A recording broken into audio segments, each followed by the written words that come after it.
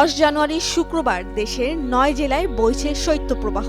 চলতি মৌসুমে দেশের শৈত্যপ্রবাহের পরিধি বেড়েছে। শুক্রবার দেশের সর্বনিম্ন তাপমাত্রা রেকর্ড করা হয়েছে উত্তরের জেলা পঞ্চগড়ের তেঁতুলিয়ায়। আবহাওয়া অধিদপ্তর বলছে 2 দিনের মৃদু শৈত্যপ্রবাহের পর আগামীকাল অর্থাৎ 11 জানুয়ারি শনিবার থেকেই বাড়তে পারে তাপমাত্রা। দেশের যে 9 জেলায় শৈত্যপ্রবাহ বইছে সেগুলো হলো পঞ্চগড়, রাজশাহী, দিনাজপুর, নওগাঁ, যশোর, চুয়াডাঙ্গা, কুষ্টিয়া, রংপুর ও গোপালগঞ্জ। এর আগে 9 জানুয়ারি থেকেই দেশের বিভিন্ন এলাকায় শৈত্যপ্রবাহ বয়ে যাচ্ছে।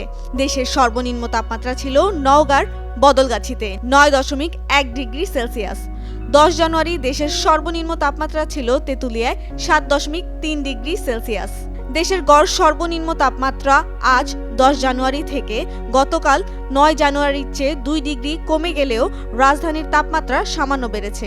রাজধানীর সর্বনিম্ন তাপমাত্রা রেকর্ড করা হয়েছে 14.6 ডিগ্রি সেলসিয়াস। গতকাল তা ছিল 14.5 ডিগ্রি সেলসিয়াস।